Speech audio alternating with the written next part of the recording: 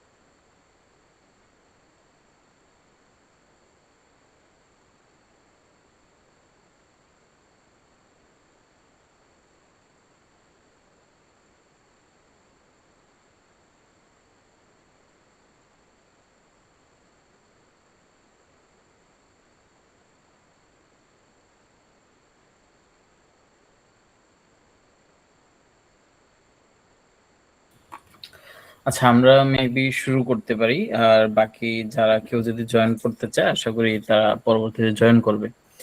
আহ তো সবাইকে অসংখ্য ধন্যবাদ যারা টাইমলি জয়েন করছেন, আর সামনে যারা জয়েন করবেন আপনাদেরকেও আমি ধন্যবাদ জানাচ্ছি।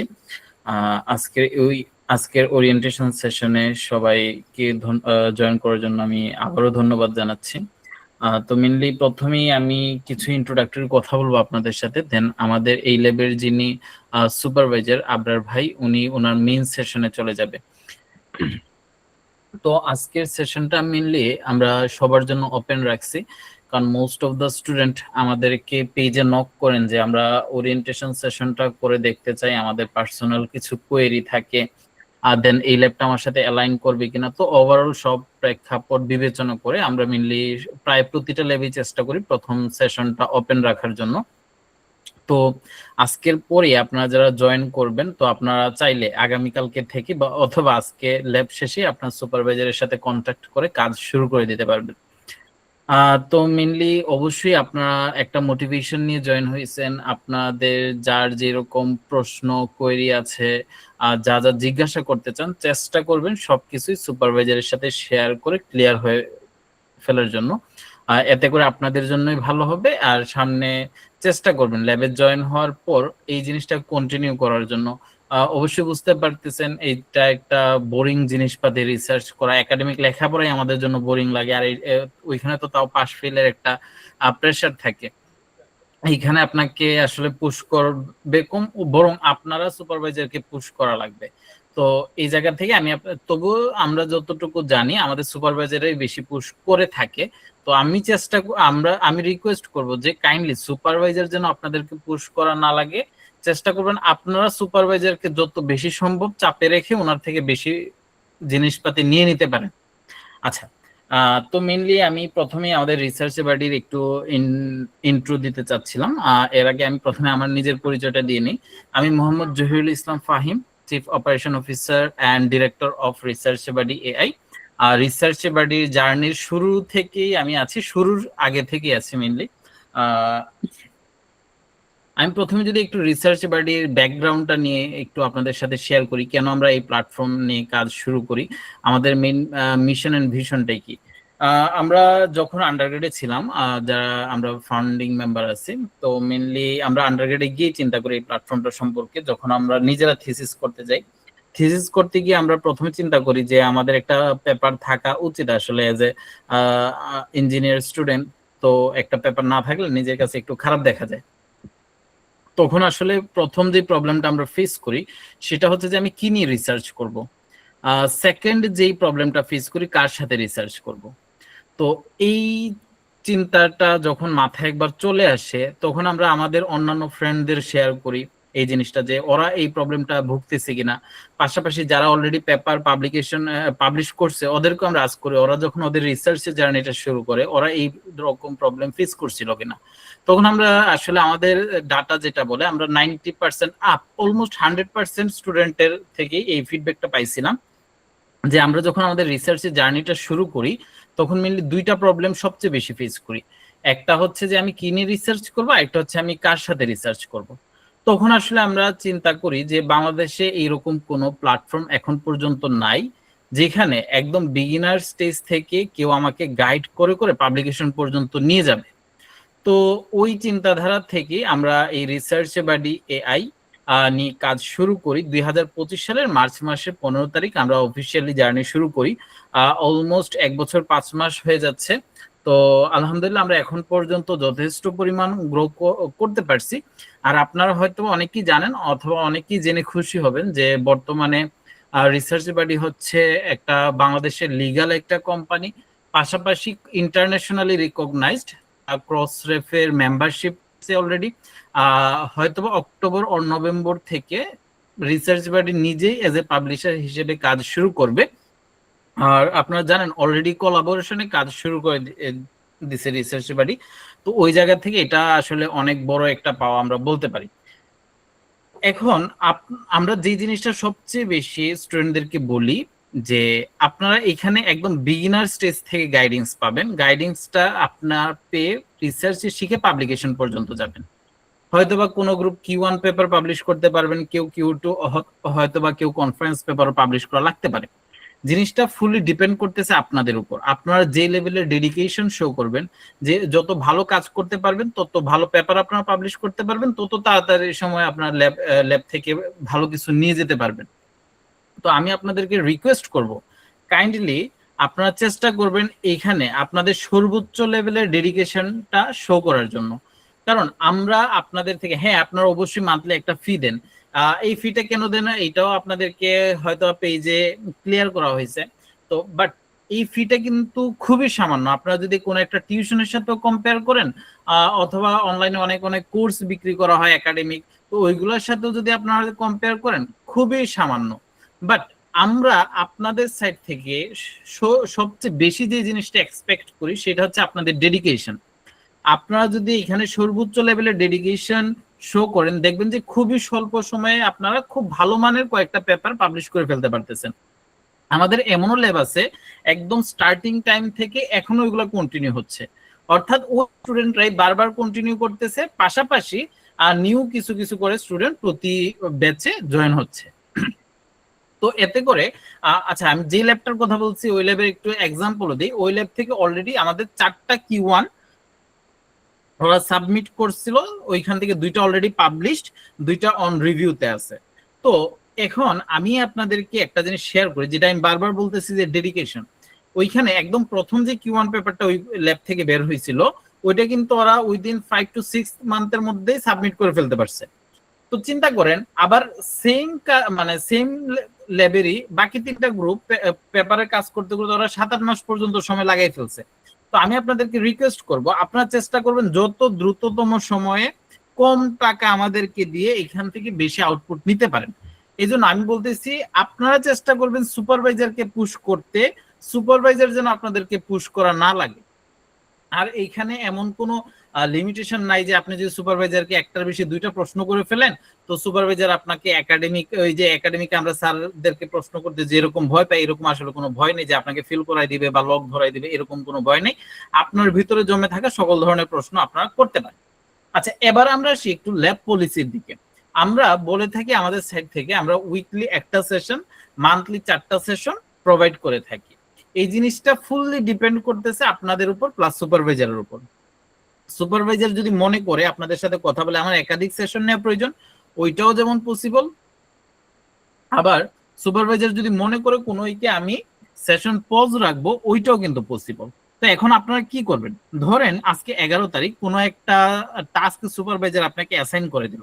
এখন আপনি কি নেক্সট উইকে আবার মানডে সরি টুইসডে পর্যন্ত ওয়েট করবেন যে নেক্সট টুইসডে যখন আসবে আমি তখনই সুপারভাইজারের সাথে শেয়ার করবো, এর আগে করবো না? অবশ্যই না। আমাদের অ্যাপে সকল ধরনের ফিচার অলরেডি ডেভেলপড। লাইক হোয়াটসঅ্যাপে আমরা যে ধরনের ফিচার পাই, লিঙ্কডইনে যে ধরনের ফিচার পাই, সবকিছুই আমরা এখানে নিয়ে আসছি। পাশাপাশি এখানে আপনারা ইনস্ট্যান্ট মিটিং স্কেডিউল করতে পারবেন, পেপার সামারি করতে পারবেন। এখন হচ্ছে আমাদের এআই ইন্টিগ্রেশনের কাজ চলতেছে, আশা করি আপনাদের এই ল্যাব চলাকালীনই আপনারা সকল ধরনের ফিচার, এআই রিলেটেড সকল ধরনের ফিচারও পেয়ে যাবেন। তো আমি আপনাদেরকে রিকোয়েস্ট করবো আপনারা কাইন্ডলি আমাদের অ্যাপগুলো আরেকটু এক্সপ্লোর করেন, তখন দেখবেন ফেসবুক চালায় যেভাবে আমরা খুব মজা পাই, আমাদের অ্যাপগুলো এগুলো একাডেমিক জিনিসপাতি হইলো আপনি কিন্তু এক্সপ্লোর করতে জানলে এখান থেকে আপনার নেটওয়ার্কিংটা বাড়াতে পারবেন, কানেক্টিভিটিটা অনেক দূর ছড়াইতে পারবেন। তো এই জন্য আমি রিকোয়েস্ট করবো একটু এক্সপ্লোর করবেন। আর হচ্ছে অ্যাপে যেটা বলতেছিলাম, অ্যাপে কিন্তু আপনাদের ফাইল শেয়ার করার অপশন আছে, ওইখানে রিসোর্স অপশন আছে যেখানে সবগুলো ফাইল জমা থাকবে। এরপর ক্লাস রেকর্ড গুলো আপনার ড্যাশবোর্ড থেকে নিচে স্ক্রল করলে দেখতে পাবেন। আর যেমন আজকে যারা অলরেডি ল্যাবে জয়েন করছেন অথবা ল্যাবে জয়েন হবেন, আপনারা ল্যাবে জয়েন হওয়ার পর ড্যাশবোর্ডে গিয়ে নিচে যখন স্ক্রল করবেন তখনই আজকের সেশনের ক্লাস রেকর্ডটা পেয়ে যাবেন। ক্লাস রেকর্ড স্টোর হতে মোটামুটি ক্লাস শেষ হওয়ার 1 থেকে 1.5 ঘন্টার মতো সময় লাগে, এরপরেই আসলে ক্লাস রেকর্ড গুলো অ্যাভেলেবেল হয়ে যায়। আর রিসোর্সে আপনারা সুপারভাইজার যখন কোনো ফাইল ওইখানে আপলোড করবে ফোল্ডার আঁকে, তখন রিসোর্সে সকল ধরনের ফাইলগুলো আপনারা পেয়ে যাবেন। আর ফিডে ইম্পর্টেন্ট মেসেজগুলো আচ্ছা সবার জন্য কি সাউন্ড কম হচ্ছে? না ভাই ঠিকঠাক আছে। থ্যাংক ইউ আপু। ভাই কাইন্ডলি আপনি যদি একটু ট্রাই করেন কষ্ট করে শোনার জন্য, অর চাইলে ইয়ারফোন অর নেকব্যান্ড ব্লুটুথ এগুলো একটু ইউজ করতে পারেন। আচ্ছা যেটা বলতেছিলাম, আর ফিডে আপনাদের ল্যাব ফিডে ইম্পর্টেন্ট মেসেজ গুলো দেওয়া হবে, আর হচ্ছে চ্যাটে আপনারা কন্টিনিউ মেসেজ করতে পারবেন। আর পাশাপাশি আপনার ক্লাস অনেকে, আচ্ছা অনেক সময় দেখা যায় ক্লাস যখন আপনারা স্কেডিউল করে অনেকে বলেন যে ভাই পাচ্ছি না এরকম, তো আপনারা ড্যাশবোর্ডে গেলে দেখবেন আপকামিং মিটিং আকারে ওই জিনিসটা শো করতেছে। এছাড়াও আপনাদের কাছে অটোমেটিক্যালি মেইলও চলে যাবে, তো এটা নিয়ে আশা করি আপনার প্যারা খাবেন না। সবাই বুঝতে পারবেন যে কখন কি হচ্ছে। এছাড়াও যদি কোনো প্রকার প্রবলেম ফেস করেন, আমরা হোয়াটসঅ্যাপে পেজে অলওয়েজ আছি আপনাদের জন্য, আপনাদেরকে সাপোর্ট দেওয়ার জন্য। আর এছাড়াও যদি টেকনিক্যাল কোনো প্রবলেম ফেস করেন, অবশ্যই আমাদের সাপোর্ট টিমে আপনারা জানাতে পারবেন। আপনার ল্যাবের ফিডে আমরা সাপোর্ট গ্রুপের লিঙ্কটা দিয়ে দিছি অথবা দিয়ে দিব, ওইখান থেকে জয়েন হয়ে যেতে পারবেন। আচ্ছা, তো এটা গেল হচ্ছে সেশনের কথা। এখন ল্যাবে জয়েন হওয়ার পর একটা প্রবলেম আমরা সবচেয়ে বেশি ফেস করি, সেটা হচ্ছে স্টুডেন্টরা টাইম ম্যানেজমেন্ট প্রবলেমে সবচেয়ে বেশি ভুগে। দেখা যায় 1 মাস 2 মাস আমরা অনেক মোটিভেশন নিয়ে জয়েন করি, অনেক ফ্যান্টাসি থাকে, আমি খুব ভালো কাজ করে উইদিন 3-4 মাসের মধ্যে পেপার একটা পাবলিশ করে ফেলবো। বাট 1-2 মাস পর কেন জানি না স্টুডেন্টরা অনেকটাই মোটিভেশন হারিয়ে ফেলে। তো আমি আপনাদেরকে রিকোয়েস্ট করবো, আপনারা যখন দেখবেন যে আপনার মোটিভেশনটা হারিয়ে যাচ্ছে, আপনি কাইন্ডলি একটু সুপারভাইজারের সাথে ইনস্ট্যান্টলি কথা বলবেন যে ভাই আমি আসলে বোর ফিল করতেছি এই কাজগুলো করতে, কিভাবে মোটিভেশনটা ধরে রাখতে পারি কাইন্ডলি একটু শেয়ার করুন ভাই, একটু গাইড করেন আমাকে। এজ এ চেষ্টা করবেন বড় ভাইয়ের মতোই ওনার কাছ থেকে টিপস এন্ড ট্রিক্স নেওয়ার জন্য, যেন আপনারা ভালো কিছু করতে পারেন। তো আমি আপনাদেরকে রিকোয়েস্ট করব আপনারা কাইন্ডলি কোঅপারেট করবেন, এই জিনিসটা সবচেয়ে বেশি দরকার। আমরা যে জিনিসটা দেখি যে স্টুডেন্টরা আসলে ল্যাবে জয়েন করার পর কেন জানি ওরা আর কথা বলতে চায় না। দেখেন এখানে তো আপনারা জয়েন হয়েছেন কিছু না কিছু নেয়ার জন্য, কিছু শেখার জন্য। তো আপনারা যদি চুপ করে থাকেন আলটিমেটলি কিন্তু আপনারা তেমন কিছু নিতে পারবেন না। তো আমি আপনাদেরকে রিকোয়েস্ট করব আপনারা সর্বোচ্চ লেভেলের কোঅপারেট করার ট্রাই করেন সুপারভাইজারের সাথে, যেন ক্লাসগুলো করে আসলে কেউ বোর ফিল না করে, ক্লাসে জয়েন দিয়ে যেন ঘুম না চলে আসে, রেকর্ডের উপর যেন আমাদের ডিপেন্ড করা না লাগে। চেষ্টা করবেন, হ্যাঁ রেকর্ড থাকবে, রেকর্ড আপনারা দেখবেন, সমস্যা নাই, কিন্তু আপনার যে প্রবলেমগুলো ক্লাস চলাকালীন হচ্ছে আপনার চেষ্টা করবেন ওই প্রবলেমগুলো ক্লাস চলাকালীন সময়ই সলভ করে ফেলার জন্য। তাহলে এটা আপনার জন্যই ভালো হবে। আমি বারবার বলতেছি আমরা চাই আপনারা আমাদেরকে যত কম টাকা দিয়ে যত দ্রুততম সময়ে এখান থেকে পেপার পাবলিশ করতে পারেন। আমাদের ল্যাবগুলা থেকে যখন এক একটা পেপার পাবলিশ হয়, পেপারে কিন্তু আমার নাম থাকতেছে না এজ এ জহিরুল হিসেবে, কিন্তু আমরা এজ এ রিসার্চ বোর্ডের মেম্বার হিসেবে আমরা খুব খুশি হই যে আমরা যে মিশন এন্ড ভিশন নিয়ে কাজ শুরু করছিলাম ওই জায়গাতে আমরা একটু একটু করে আগাতে পারতেছি, আমরা আমাদের স্বপ্ন পূরণ করতে পারতেছি আপনাদের মাধ্যমে। তো এই জন্য আমি আপনাদেরকে রিকোয়েস্ট করব, আপনাদের যেমন একটা পেপার পাবলিশ করা অনেকেরই মোটিভেশন, আবার অনেকেই অ্যাকচুয়ালি রিসার্চে শিখতেই ল্যাবগুলোতে জয়েন করে। তো আমি আপনাদেরকে রিকোয়েস্ট করব যে আপনারা কাইন্ডলি একটু কোঅপারেট করবেন সুপারভাইজারের সাথে, আর সর্বোচ্চ লেভেলের ডেডিকেশনটা শো করবেন। তো মোটামুটি এই জিনিসপাতিগুলো আপনাদের সাথে শেয়ার করা খুব দরকার ছিল আমার, কারণ অনেক ধরনের কনফিউশন থাকে অনেকের মধ্যে। এছাড়াও যদি কারো কোনো প্রকার প্রশ্ন থাকে আপনারা চাইলে আমাদের পেজে অথবা হোয়াটসঅ্যাপে সাপোর্ট গ্রুপে আমাদের সাথে শেয়ার করতে পারবেন। আমরা চেষ্টা করব যে আপনাদের প্রতিটা প্রশ্ন ক্লিয়ার করার জন্য। আর অবশ্যই ল্যাব সংক্রান্ত প্রবলেম তো ভাই আমরা সলভ দিতে পারবো না, কারণ আমি ওই ফিল্ডের না। আপনার ল্যাব সংক্রান্ত সকল ধরনের প্রবলেমের সলিউশন পাবেন ইনশাল্লাহ আমাদের এই ল্যাবের যিনি সুপারভাইজার আবরার ভাই ওনার কাছে। তো আমি ভাইয়ের কাছে হ্যান্ড ওভার করতেছি, ভাই আপনি আপনার মতো করে rest of the class continue করতে পারেন। আমি আশা করি বাকি পুরো সেশনে আমি ডিস্টার্ব করবো না, এমনকি আসলে আমার লিভও নেওয়া লাগবে একটু পরে। তো আমি রিকোয়েস্ট করবো যে ভাই আপনি আপনার মতো করে ফুল সেশনটা নিতে পারেন এখন। ধন্যবাদ জহিরুল ভাই খুবই সুন্দর জীবন ঘনিষ্ঠ আলোচনা করার জন্য। ওকে, তো আমাদের অ্যাগ্রো ইকোলজিক্যাল রিসার্চ ল্যাবের কাজ শুরু করা যাক। আমি আবরার, আমি হচ্ছে ঢাকা বিশ্ববিদ্যালয়ের মৃত্তিকা পানি পরিবেশ বিভাগ থেকে অনার্স কমপ্লিট করছি এবং আমার রিসার্চ এক্সপিরিয়েন্স মূলত ফার্স্ট ইয়ার থেকে রিসার্চ শুরু করছি। আমার সেকেন্ড ইয়ারে পাবলিকেশন আছে, থার্ড ইয়ারে পাবলিকেশন আছে এবং ফোর্থ ইয়ারের শেষ থেকে এই বছরের শুরু পর্যন্ত প্রায় 5 মাস আমি একটা কোর্স কন্টিনিউ করছি ডট ইনিশিয়েটিভের আন্ডারে, ফান্ডামেন্টালস অফ রিসার্চ।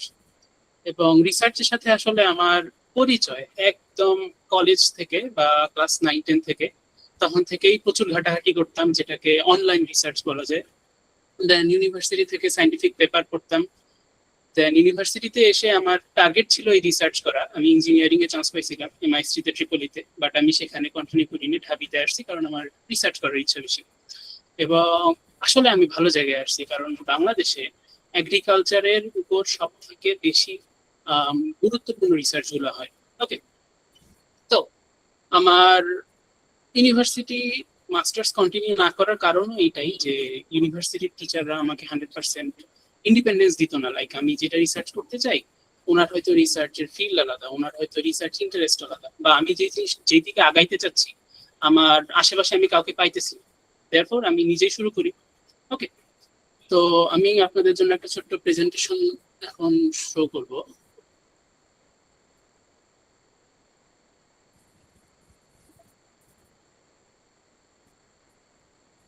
আপনারা কাইন্ডলি রেসপন্স করবেন যখন স্ক্রিন শেয়ারটা দেখা যাবে। দেখা যাচ্ছে? না ভাইয়া, হ্যাঁ এখন দেখা যাচ্ছে। ওকে, তাহলে চলুন। তো আমার মূল টার্গেট এটাই, যে হলো আপনাদেরকে রিসার্চ শেখানো, রিসার্চ ফিলসফি, রিসার্চ আমরা কেন করি, মেথোডোলজি, রিসার্চ রাইটিং, দেন হচ্ছে সাইন্টিফিক কমিউনিকেশন, এগুলো কিভাবে করা লাগে, দেন বিভিন্ন রিসার্চ টুল, দেন প্রেডিকশন মডেল, যেটা আমার পার্সোনাল ফেভারিট বলা যায়, এবং মোস্ট ইম্পর্টেন্টলি কোলাবোরেশন। কারণ আমরা যদি আলাদা আলাদা থাকি, আমাদের সবার ডিফারেন্ট ইন্টারেস্টে কিছু কিছু জায়গা ওভারল্যাপ থেকে যায়, যেটা হচ্ছে ফিউচারে জুম করতে পারতো, সেটা কোলাবোরেশনের অভাবে না সম্ভব নাও হইতে পারে। সে কারণে আমরা কোলাবোরেশনে বেশি গুরুত্ব দিই, যেন 1+1=2 is better than 1 and 1, right? Okay, তো এটা হচ্ছে আমার ল্যাবের মূলত গোল। পাশাপাশি আমি যে জিনিসটাতে বেশি গুরুত্ব দিতে চাই, সেটা হচ্ছে ফিগার আউট করা যে এই ল্যাবটা আপনার জন্য নাকি আপনার জন্য না। আমি প্রথমেই বলি, এই ল্যাবটা কাদের জন্য? যারা সয়েল ফার্টিলিটি এবং এগ্রিকালচারে ইন্টারেস্টেড, সয়েল মাইক্রোবায়োলজিতে ইন্টারেস্টেড, জিওলজি মিনারোলজিতে ইন্টারেস্টেড, বাট পিওর জিওলজি না, এবং আপনি রিসার্চ টুল শিখতে চান। তো আপনি যদি জাস্ট রিসার্চ টুল শিখতে চান, আপনাকে রিসার্চে রাখা হবে, এবং রিসার্চের প্রয়োজনে যে টুলস গুলা প্রয়োজন পড়তেছে, যেমন আমার জিআইএস ইউজ করা লাগতে পারে, আমার মেশিন লার্নিং ইউজ করা লাগতে পারে, আমার স্টেটা বা এসপিএসএস ব্যবহার করা লাগতে পারে, এগুলো হচ্ছে স্ট্যাটিস্টিক্যাল অ্যানালিসিস টুল। তো সেইগুলো আমি ধাপে ধাপে শিখাবো, এবং কোনো টেনশন নাই, আমি একদম গ্রাউন্ড জিরো থেকে শিখাবো, কারণ আমি নিজে গ্রাউন্ড জিরো থেকে শিখছি। আমার অনেক ক্ষেত্রে করা লাগছে, কি স্ট্রাগল করা লাগছে, যে টিচার সরাসরি বলে দিছে এটা করো, আমি জানি না কিভাবে করতে হবে, I have to figure it out. এবং তখন এআই ছিল না, তো আমার যখন নিজে থেকে সবকিছু স্টেপ বাই স্টেপ শিখতে হয়েছে, ফিল ফ্রি, আমি নিজে শিখছি জিরো থেকে। আপনারা যদি এখন একদম কিছু না জানেন, আমি এখানে আছি, আমি আপনার জায়গায় একদিন ছিলাম। ওকে, তো এই এখন এখন যে জিনিসটা বলতে চাই, সেটা হচ্ছে এই ল্যাবটা কাদের জন্য না। আপনি যদি ফার্স্ট ইয়ার বা second year student, first year বা সেকেন্ড ইয়ার স্টুডেন্টের ইস্যুটা কি, ওনারা ওনাদের নিজের ফিল্ডে এক্সপার্ট না, নিজের ফিল্ডের উপর ওনারা যথেষ্ট আন্ডারস্ট্যান্ডিং রাখে না। কারণ থার্ড ইয়ারে ফোর্থ ইয়ার অনেক কোর্স সাবজেক্ট পড়ানো হবে, যেমন সবাইকে অন্তত স্ট্যাটিস্টিক্সটা ফার্স্ট ইয়ার বা সেকেন্ড ইয়ারের মধ্যেই পড়ানো হয়ে থাকে। স্ট্যাটিস্টিক্সটা ইম্পর্টেন্ট, কারণ স্ট্যাটিস্টিক্সটা রিসার্চের একদম সব জায়গায় ইউজ হয়। ওকে, এবং ফোর্থলি, যারা পিওর সাবজেক্টটা পড়তে চান আদার দেন সয়েল সায়েন্স, অর্থাৎ জিওলজি, মাইকোলজি, মাইক্রোবায়োলজি, আমি আপনাকে পিওরটা এখনই ডেলিভার করতে পারবো না, কারণ আমি প্রথমত আমি এটার পিওর সাবজেক্টে এক্সপার্ট না। দ্বিতীয়ত, আমার যতটুকু সয়েল সায়েন্স এবং এগ্রিকালচারের জন্য মাইক্রোবায়োলজি প্রয়োজন, যতটুকু জিওলজি প্রয়োজন, আমি ততটুকু নিয়ে আসবো। ওকে, এই ল্যাবটা কি কি শেখাবে? প্রথমত আপনাকে রিসার্চ জার্নিটা শেখাবে, অর্থাৎ আপনার রিসার্চটা কি, রিসার্চের কি কি বেসিক টার্মিনোলজি আমরা ব্যবহার করি, এআই ব্যবহার করব কখন, এআই কিভাবে ব্যবহার করব, কিভাবে টপিক সিলেক্ট করব, আমি রিসার্চটা কিভাবে করবো, অর্থাৎ রিসার্চ মেথোডোলজি, দেন আমার টেস্ট গুলা কন্টিনিউ করা, ডাটা অ্যানালাইসিস করা, ডাটা হ্যান্ডেলিং করা, এন্ড ফাইনালি আপনার রিসার্চ রাইটিং, আমি রিসার্চটা কিভাবে পাবলিশ করবো, কোন জার্নালকে টার্গেট করে লিখবো, বা আমি লিখে তারপর জার্নাল সার্চ করে কিভাবে করবো। আর আমি যে জিনিসগুলোতে বেশি টার্গেট করতে চাচ্ছি, আমি বেশি জোর দিতে চাচ্ছি, এবং সেটা হচ্ছে প্রথমত সেকেন্ডারি ডাটা বেসড কাজ। সেকেন্ডারি ডাটা বেসড কাজের মধ্যে আমার প্রথমত আসবে রিমোট সেন্সিং ডাটা, দেন সয়েল ফার্টিলিটি বিভিন্ন ফ্যাক্টর, অর্থাৎ আমার ভেজিটেশন, হচ্ছে আমার মাইক্রোবায়োম অর্থাৎ ব্যাকটেরিয়া, দেন হচ্ছে ফানজাই এটসেট্রা। দেন আমার monitoring soil water environmental health, এই হেলথ মনিটরিং এর জন্য আমার বিভিন্ন অনলাইন সেকেন্ডারি ডাটার উপর ডিপেন্ড করা লাগতে পারে। দেন প্রেডিকশন মডেল, অর্থাৎ ক্রপ ইয়েল্ড কত দিতে পারে এবছর, এবং ফ্লাড ইত্যাদি।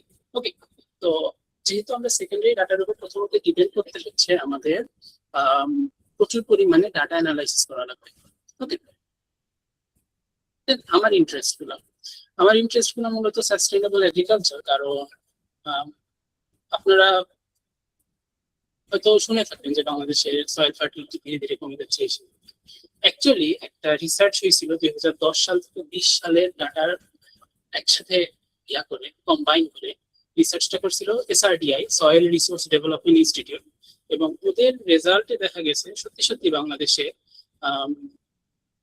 এনপিকে অর্থাৎ ম্যাক্রোনিউট্রিয়েন্ট এবং মাইক্রোনিউট্রিয়েন্ট দুইটার পরিমাণই সিগনিফিকেন্টলি কমে যাচ্ছে প্রত্যেক বছরে। যেহেতু এটা হিউজ একটা স্টাডি 10 বছর ধরে, তার মানে কি এটা রেজাল্টটা কি সাবস্টেন্সিয়াল, এবং এটাকে আমরা প্রুফ হিসেবে ধরতে পারি যে আমাদের এগ্রিকালচারের কারণে সয়েল কোয়ালিটি ডিগ্রেড করতেছে। তাহলে আমাদের কি প্রয়োজন? আমাদের প্রয়োজন সাস্টেইনেবল এগ্রিকালচার অ্যাপ্লাই করা।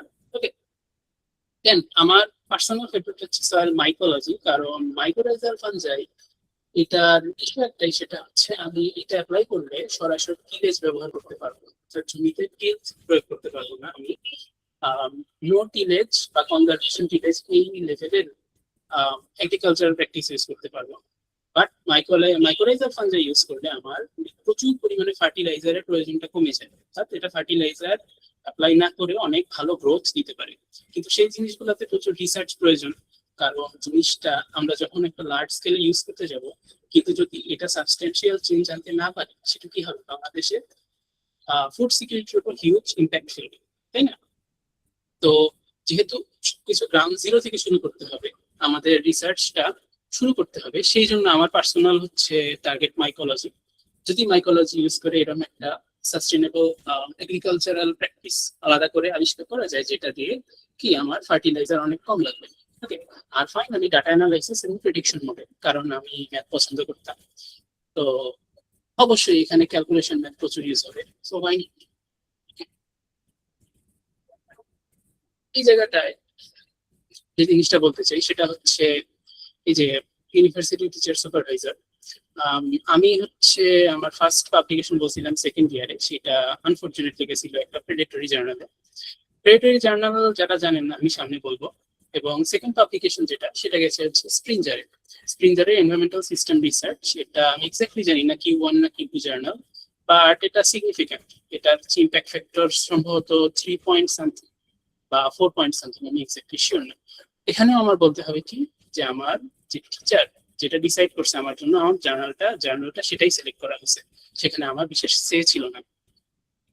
আর আমার হচ্ছে সেমিনার প্রেজেন্টেশন যেটা ছিল ফোর্থ ইয়ারের রিসার্চ কোর্স, সেখানে আমি সয়েল মাইকোলজি নিয়ে প্রেজেন্ট করছিলাম, এবং আমার টপিকটা ছিল soil mycology leveraging fungal mechanisms to address nutrient deficiencies and enhance soil fertility in Bangladesh. এটা হিউজ একটা মানে ফিউচার বলা যাইতে পারে বাংলাদেশ বা পৃথিবীর জন্য, যে আমার হচ্ছে ফার্টিলাইজার রিকোয়ারমেন্টটা যদি আমি কমায় ফেলতে পারি, সেখানে আমার কি মাইক্রোরাইজাল ফাঞ্জাই হেল্প করতে পারে। ওকে, এবং আমি কারেন্টলি যে কাজটা করতেছি সেটা মূলত একটা অনলাইন বেসড ডাটার উপর, মূলত দুইটা অনলাইন বেসড পাবলিকেশনের উপর। প্রথমটা হচ্ছে স্পান, অর্থাৎ society for protecting the underground network.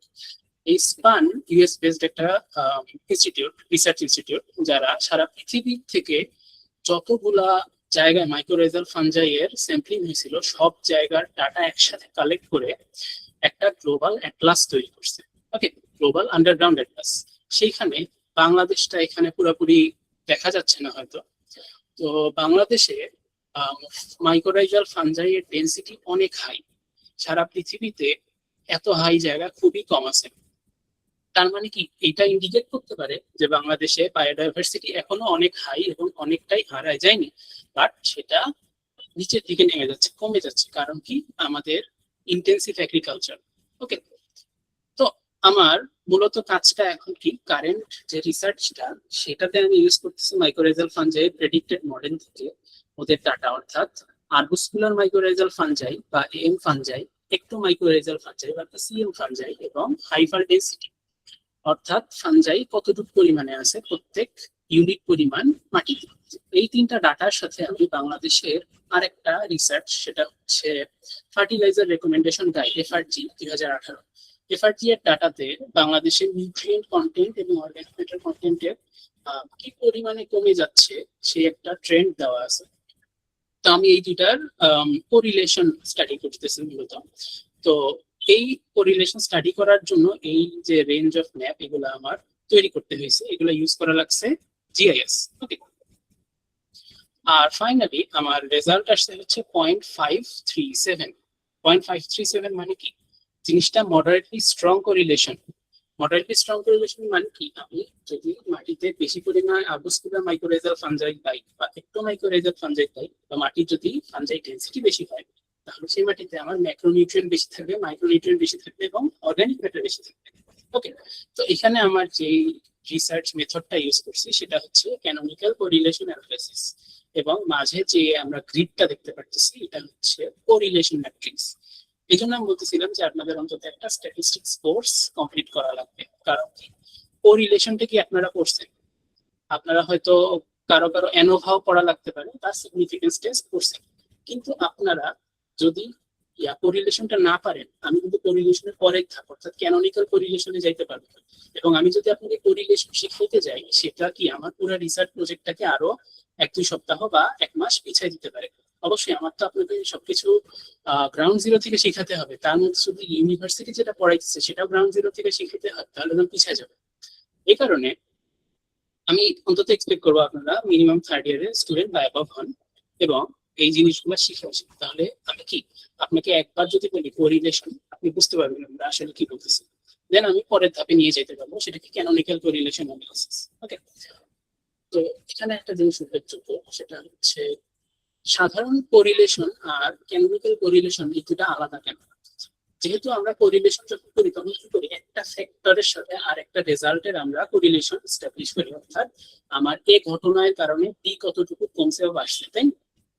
তো এই কোরিলেশন কি হতে পারে, -1 হইতে পারে নেগেটিভলি কোরিলেটেড, এবং 0 হইতে পারে আনকোরিলেটেড বা নট কোরিলেটেড, এবং কি +1 কি পজিটিভলি কোরিলেটেড। ক্যানোনিক্যাল অ্যাপ্লাই করা হয় সেই জায়গায় যেখানে আমার একাধিক ফ্যাক্টরের কারণে একাধিক রেজাল্ট চেঞ্জ হইতেছে। আমার একাধিক ফ্যাক্টর এই ক্ষেত্রে কি কি, আমার আর্বোস্কুলার মাইক্রোরাইজাল ফাঞ্জাই, একটোমাইক্রোরাইজাল ফাঞ্জাই এবং ফাঞ্জাই ডেন্সিটি, এই তিনটা যেহেতু আলাদা আলাদা ফ্যাক্টর, কিন্তু তিনটাই কোনো না কোনো ভাবে ইম্প্যাক্ট করতেছে আমার মাটিকে, ঠিক তেমনি মাটির মধ্যেও আমি তিনটা কি ফ্যাক্টর নিচ্ছি, একটা ম্যাক্রোনিউট্রিয়েন্ট, একটা মাইক্রোনিউট্রিয়েন্ট, একটা অর্গানিক ম্যাটার। ওকে, তার মানে আমার যখন একাধিক ফ্যাক্টরের কারণে একাধিক রেজাল্ট চেঞ্জ হইতেছে, তখন আমরা নর্মাল কোরিলেশন অ্যাপ্লাই করতে পারি না, কারণ আমরা কয়টার সাথে কয়টা করি, তাই না। এই জায়গায় ক্যানোনিক্যাল কোরিলেশন অ্যানালাইসিস করা হয়, এবং ক্যানোনিক্যাল অ্যানালাইসিসের একটা সুবিধা এখানে হচ্ছে রেজাল্ট 2টা বা 3টা থাকে। 2টা রেজাল্ট থাকলে প্রথমটা থাকে হচ্ছে যেটা ম্যাক্সিমাম কোরিলেশন এস্টাবলিশ করে, আর দ্বিতীয় বা তৃতীয়টা সাধারণত ইন্ডিপেন্ডেন্ট ফ্যাক্টরগুলোর কোরিলেশন এস্টাবলিশ করে, অর্থাৎ যেগুলার আমার কোনো কোরিলেশন থাকার কথা না সেগুলোর রেজাল্টটা একই। অর্থাৎ আমি এখানে 2টা জিনিস পাইতেছি, একটা পাইতেছি হচ্ছে যদি কোনো কিছু আমার এটাকে পজিটিভলি এফেক্ট করে সেটা সর্বোচ্চ কত বেশি এফেক্ট করতে পারে, আর যেটা কোনো কিছুর সাথে কোরিলেটেড না সেটা কত কম এফেক্ট করতে পারে, অর্থাৎ আমি একটা রেঞ্জ পাইতেছি। অর্থাৎ আমার হাইয়েস্ট ভ্যালুটা এখানে কত 0.53 আর লোয়েস্ট ভ্যালুটা কত 0.2। ওকে, এটা হচ্ছে মোটামুটি রেজাল্ট। এবং আরো বেশি গুরুত্বপূর্ণ যেটা, সেটা হচ্ছে এটা একটা আনপাবলিশড কাজ, এখন আমি কোথাও একটা পাবলিকেশনে যাই বা এটা পেপার রাইটিং শুরু হয়ে গেল, তো আপনারা দেখে ফেললেন পাবলিশ হওয়ার আগে। এনিওয়েজ, আমি মূলত কি কি অফার করতেছি, মূলত রিসার্চ করার পাশাপাশি এখানে দেখতে পাচ্ছি আমি একটা প্রপার রিসার্চ জার্নি আপনাদেরকে দিতে চাই, যে অন্তত জানতে পারবেন যে আপনি রিসার্চটা কিভাবে শুরু করতে হয়। সবকিছু শুরু হয় ডেফিনিশন থেকে। আমি প্রথমেই আপনাদেরকে যে জিনিসটা শেখাবো সেটা হচ্ছে ফিলসফি অফ রিসার্চ। আপনি যদি রিসার্চের মূল উদ্দেশ্য লক্ষ্য না বোঝেন এবং আপনি যদি মনে করেন না আমার পাবলিকেশন লাগবে, শুরু করে উড়ে যাবো বিদেশে, সেটা করলে হবে না। সেটা অনেকে গুরুত্ব দেয় জন্যই এত বেশি ফ্রড রিসার্চ পাওয়া যায়, এত বেশি প্লেজারাইজড রিসার্চ পাওয়া যায়, সেটা একদম করবো। Then use of AI. Use of এআইটা কি, আমি এআই এর যে ইস্যুগুলো সেগুলো রিসার্চ কিভাবে বাধা দিতে পারে, রিসার্চের ইন্টিগ্রিটি কিভাবে কমাই দিতে পারে, সেই জিনিসটা শিখাবো আপনাদেরকে। প্লাস রিসার্চকে কিন্তু এআই অনেক কাজে ইউজ করা যাবে। এইটা কিভাবে ইউজ করবো, কোথায় ইউজ করা যাবে, কিভাবে প্রম্পট দিলে জিনিসটা আমার বেস্ট রেজাল্ট দিবে, সেইগুলো শিখাবো। পাশাপাশি রিসার্চের ক্লাসিক জিনিসগুলো অর্থাৎ টপিক সিলেকশন, কোর রিসার্চ অর্থাৎ যে টপিকটা নিয়ে আসছে সেটার কে আমি কোন মেথডোলজি ইউজ করবো, কোন ধরনের ডাটা ইউজ করবো, রিসার্চ ডিজাইনটা কিভাবে করবো, sample collection, data handling, data analysis and final রেজাল্টটা কিভাবে ইন্টারপ্রেট করবো। ওকে, এটা গেল আমার মূলত রিসার্চের কাজটা। এটাই হচ্ছে সব থেকে ইন্টেন্সিভ কাজ। এরপরে যেটা সেটা হচ্ছে রাইটিং। আমি ম্যানুস্ক্রিপ্টটা কিভাবে প্রিপেয়ার করবো, ম্যানুস্ক্রিপ্টে কোন কোন রেফারেন্স দেবো এবং আমি কিভাবে কোন কোন সফটওয়্যার ইউজ করবো। ফাইনালি আরেকটা লিটারেচার রিভিউ করা লাগবে। সেটা কেন, আমার এই কাজটার সাথে রিলেটেড বা আনরিলেটেড, কো রিলেটেড, পার্শিয়ালি রিলেটেড যতগুলা লিটারেচার আছে সেইগুলোর থেকে আমার নলেজ গেইন করতে হবে। অর্থাৎ আমি যেটা আবিষ্কার করলাম, যে এটা রিসার্চ স্টাডি করে পাই না, সেটা হইতে পারে নতুন কিছু বা হইতে পারে ভূতপূর্ব আগেও ছিল এটা। তার মানে কি, আমার যেটা করতেছি সেটার সাথে রিলেটেড, কোরিলেটেড যত ধরনের রিসার্চ আছে সেইগুলাকে নিয়ে এসে আমার এখানে উল্লেখ করতে হবে। অর্থাৎ আই ফাউন্ড দিস, তমুক এটা ফাউন্ড দ্যাট, তমুক এটা ফাউন্ড দ্যাট। আর ফাইনালি ডাটা ভিজুয়ালাইজিং, আমি রেজাল্ট তৈরি করছি, রেজাল্ট ইন্টারপ্রেট করে লিখে ফেলছি, এখন আমার রেজাল্টটাকে আরো সুন্দরভাবে যখন প্রেজেন্ট করতে হবে, সেই প্রেজেন্টটা আপনি কিভাবে করবেন সেটা হচ্ছে ডাটা ভিজুয়ালাইজেশন দিয়ে। এই যে এখানে ডান পাশে যে চিত্রটা, এটা একটা biplot graph. Biplot গ্রাফে আপনার ডান দিকে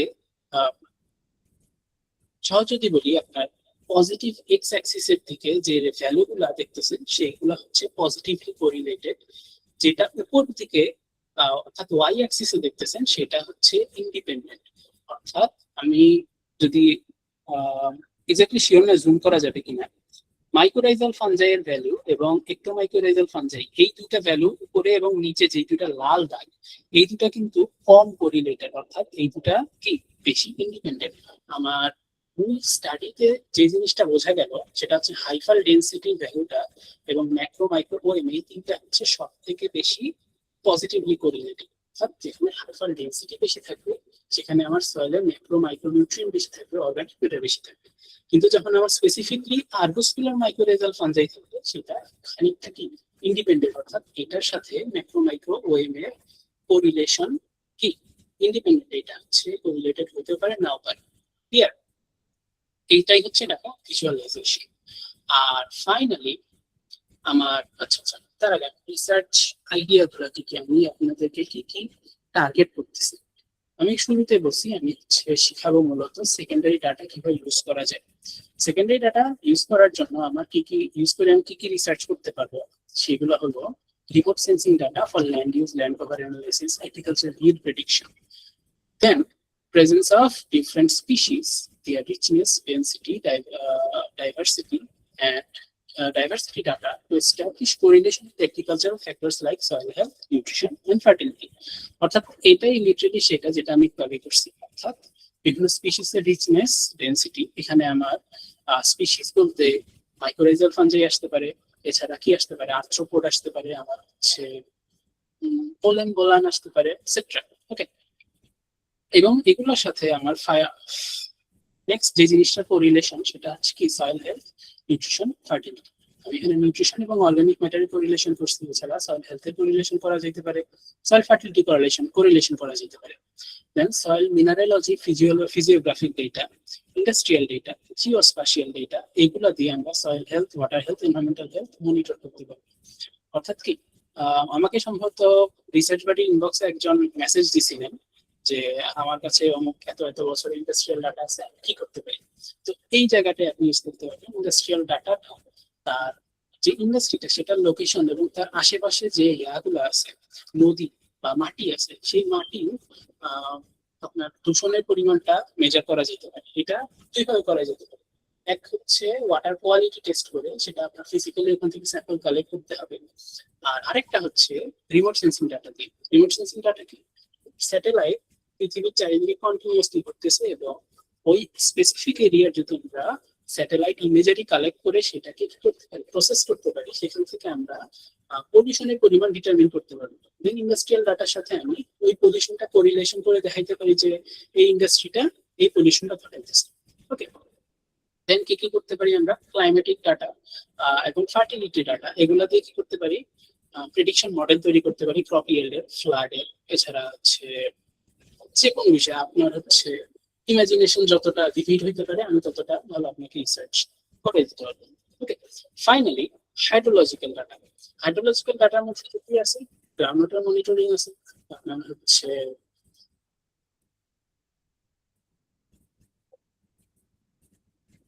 ওকে, এনিওয়েজ গ্রাউন্ড ওয়াটার ডাটা আছে এবং গ্রাউন্ড ওয়াটার পরিমাণ ট্রেন্ড অ্যানালাইসিস, যেমন শহরে আপনার গ্রাউন্ড ওয়াটারের পরিমাণ প্রত্যেক বছর কমে যাইতেছে এবং এটা প্রায় 80 মিটার নিচে চলে গেছে।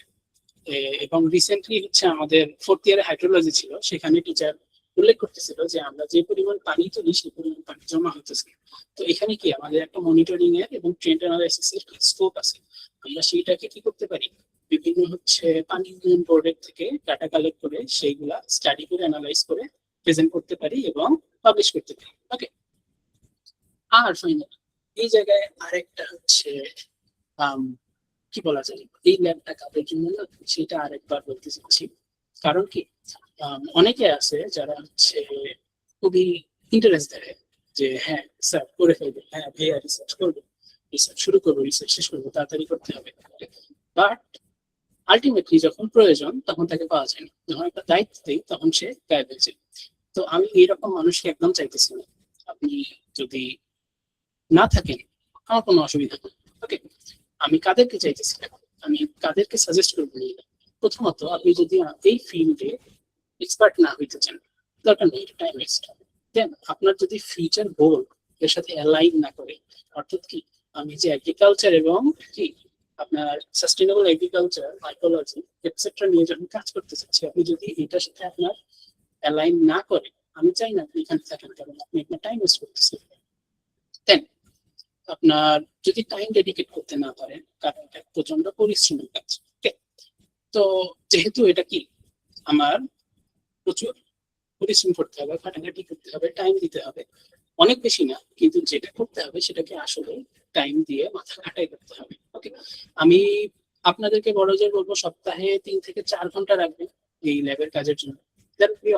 ওকে, আর ফাইনালি আপনার যদি শিখতে ভালো লাগে, আপনার যদি জানতে ভালো লাগে, আপনার যদি মনে হয় আই নো দিস এবং এই নলেজটা আমি যদি অ্যাপ্লাই করি আমি কমিউনিটির জন্য উপকার করতে পারবো, সোসাইটির উপকার করতে পারবো, আমাদের যে সাইন্টিফিক নলেজ এই নলেজে আমি কি নতুন কিছু অ্যাড করতে পারবো। তো আপনি যদি এই ড্রাইভটা ফিল করেন যে হ্যাঁ আমার আসলে নলেজটা আছে এবং আমার এই নলেজটা প্রয়োগ করা উচিত, দেয়ারফর আপনার অবশ্যই টাইম দিতে হবে। আপনি যদি মনে করেন যে আরে না পাবলিশ করবো শেষ লাইফ, এরকম হইলে আপনি ইন্ট্রিনসিক যদি ড্রাইভটা না পান, মনে হবে যে আপনি রিসার্চের জন্য যথেষ্ট টাইম ডেডিকেট করতে পারতেছেন। আপনি যেহেতু অলরেডি একটা কমফোর্ট সিক করতেছেন, কমফোর্ট সিক করার জন্য এখানে রিসার্চ করতেছেন, আর রিসার্চের কাজে যখন ডিসকমফোর্টটা ফিল হবে তখন আপনি কন্টিনিউ করতে পারবেন। এই জন্য আমি বলতেছি যে আপনি যদি ইন্ট্রিনসিক ড্রাইভটা ফিল করেন যে আপনি টাইম দিতে পারবেন, আপনি নিজের এনার্জি দিতে পারবেন, আপনি 100% এখানে জয়েন করবেন। বাট যদি ইন্ট্রিনসিক ড্রাইভটা না থাকে, no problem, that is not an issue. Okay, okay, আমি কি বুঝাইতে পারছি?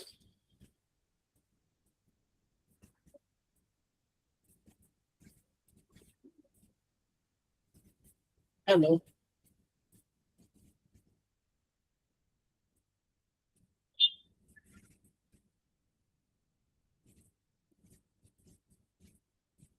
anyone?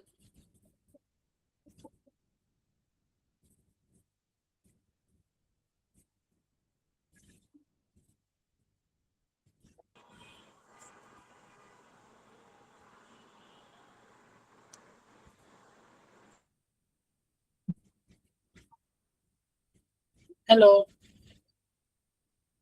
ওকে, একজন বলছেন জি ভাইয়া। এখন আপনাদের যার যার ইন্টারেস্ট কি এগুলো নিয়ে কি এখনই বলতে চান বা ল্যাবে জয়েন করার পরে বলতে চান?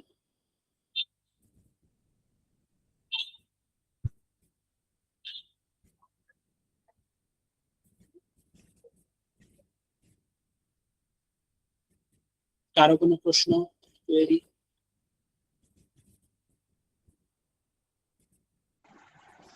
হ্যালো, জি, আসসালামু আলাইকুম ভাইয়া। ভাই আমি লামিয়া বলছিলাম।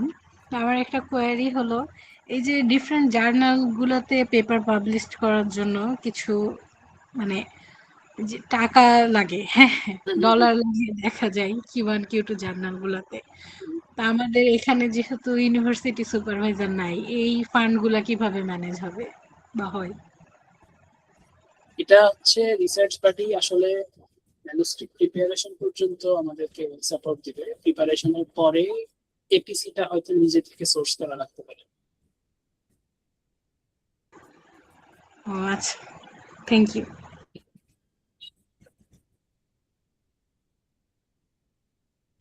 তো আপনারা একে একে লিভ নিচ্ছেন, তো এক্ষেত্রে আর কি করা যায়? আপনাদের কারোর কোনো প্রশ্ন নাই তো কন্টিনিউ করে তো লাভ নেই নাকি? না, আমার প্রশ্ন আছে ভাইয়া। হ্যাঁ হ্যাঁ বলুন। আমি ভাবছি অন্য কেউ জিজ্ঞেস করবে কিনা। আমার হচ্ছে মাস্টার্স কমপ্লিট। হ্যাঁ, আমার বিএসসি এগ্রিকালচার এন্ড এমএস হচ্ছে এন্টোমোলজিতে। তো আপনি যেগুলা এতক্ষণ ডিসকাস করলেন, আমার আইডিয়া আছে।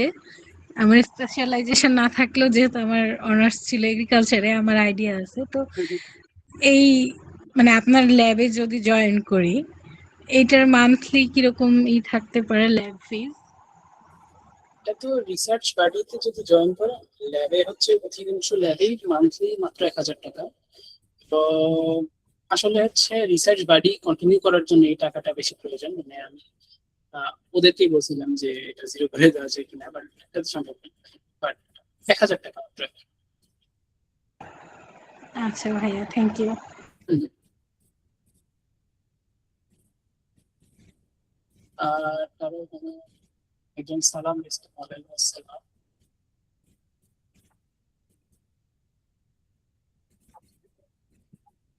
ফিশারিজ ব্যাকগ্রাউন্ড, আপনার হচ্ছে ওয়াটার কোয়ালিটির সাথে যদি কোরিলেটেড স্টাডি করতে চান সেটা করতে পারবেন। কারণ বললাম যে আপনার হচ্ছে ওয়াটার কোয়ালিটি কি বলা যায়, রিমোট সেন্সিং ডাটা দিয়ে আমরা যদি ওয়াটার কোয়ালিটি, পলিউশন এটসেট্রা যদি স্টাডি করি, সেটার সাথে যদি আপনার ফিচারিস, আপনি নিজে যদি রিসার্চ আইডিয়াটা ডেভেলপ করতে পারেন, আমি সবখানে সাপোর্ট দিব। বাট রিসার্চের হচ্ছে এই জায়গাটা কি, এই জন্য আমি বলতেছিলাম যে অ্যালাইনমেন্টটা আপনি যদি পুরোপুরি মনে করতে যে অ্যালাইন হইতেছে না, নো প্রবলেম। এবং আপনি যদি রিসার্চের পুরো জিনিসটা নিজে বুঝতে পারেন, আমি আপনাকে সাপোর্ট দেবো, আপনি আগে যেতে পারবেন, রিসার্চ টুলস দিতে পারবো, আপনি রিসার্চে কন্টিনিউ করার জন্য কোন কোন স্টেপ করতে হবে। বাট রিসার্চ ওর যে রিসার্চটা, অর্থাৎ আপনার যদি কোনো একটা ইকুয়েশন খুঁজে বের করতে হয়, সেটা আপনাকে নিজে খুঁজে বের করতে হবে। একটা মেথোডোলজি, যদি কোরিলেশন স্টাডি হয়, মেথোডোলজি আমি অ্যাবসলিউটলি হেল্প করতে পারবো, মেশিন লার্নিং হেল্প করতে পারবো। বাট আপনার আন্ডারস্ট্যান্ডিং এর জায়গাটা আপনার কাছে থাকবে। ওকে।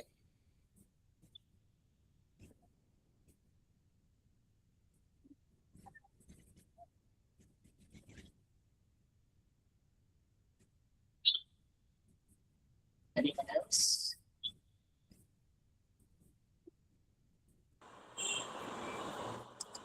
ভাইয়া আসসালামু আলাইকুম। আসসালাম।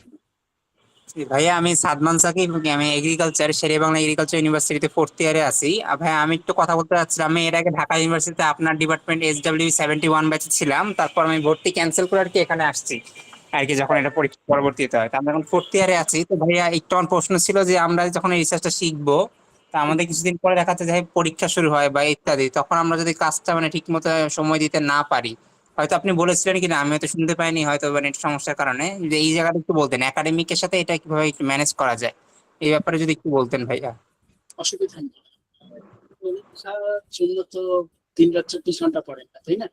আমি তো বলছি সপ্তাহে 3 থেকে 4 ঘন্টা আপনার রিসার্চের কাজটা কন্টিনিউ করার জন্য যতটুকু টাইম দিতে হয় আপনি ততটুকু দিবেন, বেশি না।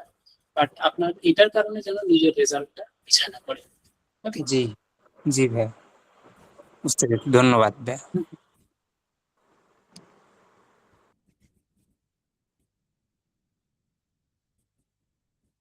ওকে, তাহলে মিটিংটা এখানেই শেষ করি। সবাইকে ধন্যবাদ।